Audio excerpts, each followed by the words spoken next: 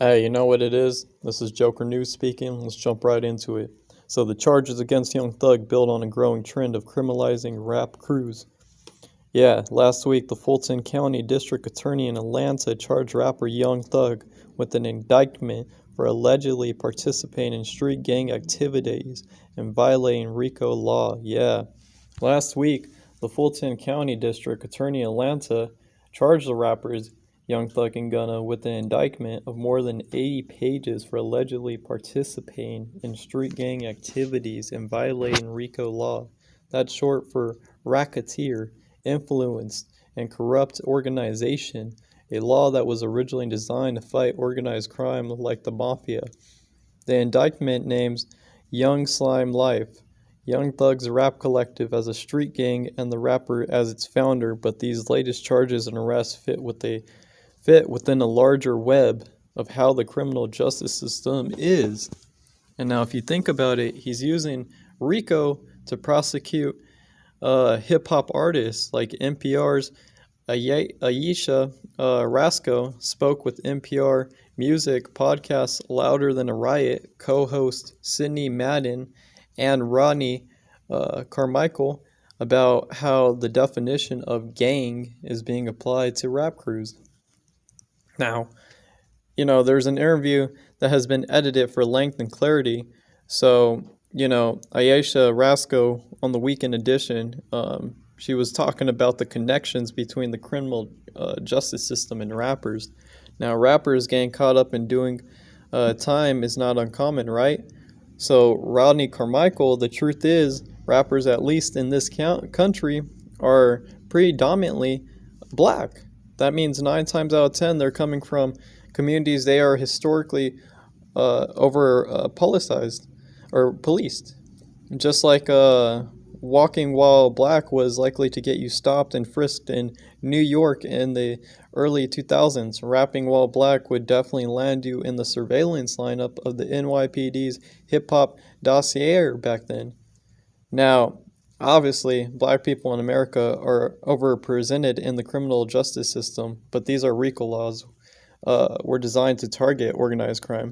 The mob, people like John Gotti, these very institutionalized organizations, but now we're seeing it applied to rap crews, or what the police are calling gangs. Now, Sidney Madden, RICO is most commonly used as a tactic to sweep up entire street gangs, and the definition of a street gang gets real spongy when you look at it in black communities. When prosecutors apply RICO to rap, it's not just the rappers getting caught up in the system, but it's their whole crew and their whole entourage. Everyone is being roped in and classified as a gang member. Basically, it allows prosecutors to hold anyone and everyone in an entire group responsible for the worst things someone in their circle has done. So if you're a rapper and you associate with people engaging in criminal activity, maybe you all just have to grow up on the same block. Maybe you used to run the same streets before you switched into entertainment. Maybe you brought them with you out of the streets into entertainment. Prosecutors can use all that and use RICO laws to brand y'all as an organized crime syndicate, in case y'all didn't know, which is like, some low-key type of stuff that the feds can pull on you. Now, when you're casting a big net like that, the complication to me, it would seem like, to be this idea of, I grew up with these people, these are my friends, these are my brothers, so yeah, we hang out, but that seems a bit different than the mob, where there was a very strict hierarchy and structure. I guess what I'm asking is, what does it all mean to be a gang, And Carmichael, that's a good question. It's one that we really asked and puzzled over a lot in the season 1 of Louder Than a Riot in our reporting for that season. We talked to this gang expert and academic, Babe Hell, and she really broke down for us this difference between gangs in the more organized sense and just neighborhood crews that are way more unorganized and typically driven by juveniles, by young folk who grew up around each other and who, she says, studies show are really more likely to grow out of that youthful criminal phase. Now, unless they get caught up in the system, RICO, when it's applied to rap stars, a lot of the times the rappers are not the ones accused of the most egregious crimes, but because of their celebrity and sometimes the belief that they're bankrolling the whole operation, they're often painted as the proverbial kingpins, as I should say. Now, the other thing that makes these hip-hop arrests unique is that a lot of the times the lyrics and the music videos that they make are used as a part of the indictment. That's a growing trend to where hip-hop is being used instead of just as art. It's being used as, no, this is evidence that they are in a gang, that they are all together, and that they're engaging in criminal activity. And so,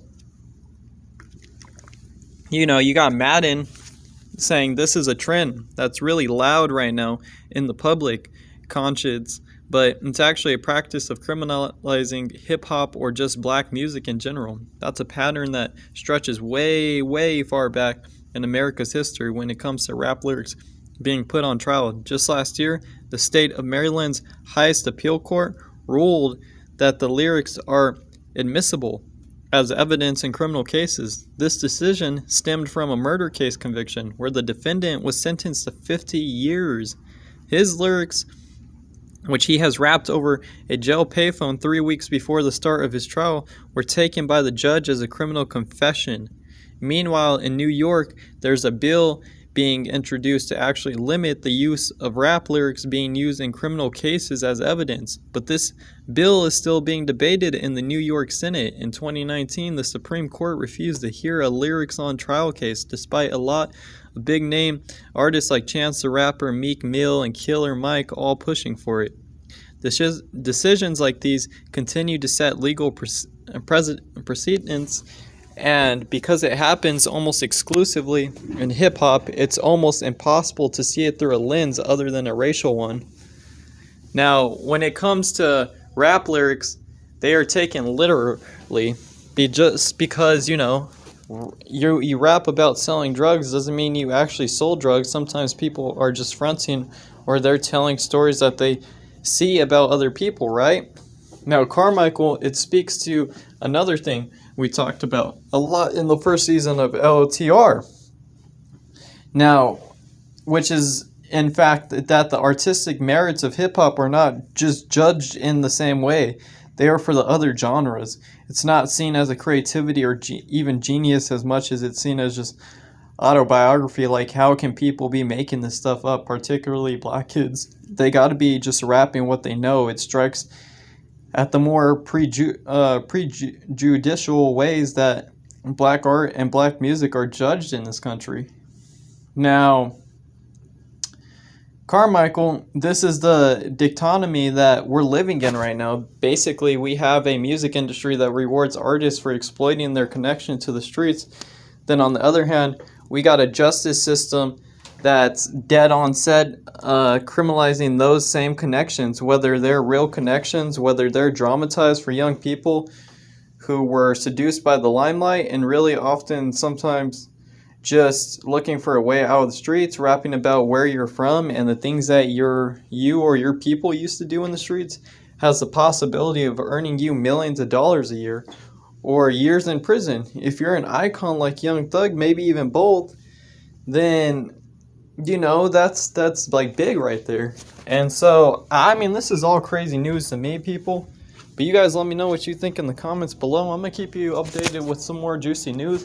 I haven't been posting, but, I'm back onto it. And I'm going to keep showing you guys the love. So keep building up the love on this family and this channel right here. Let's get this thing popping. And I'm going to keep you updated with these more latest juicy news. Now, I'll catch you all with another one and have a good one.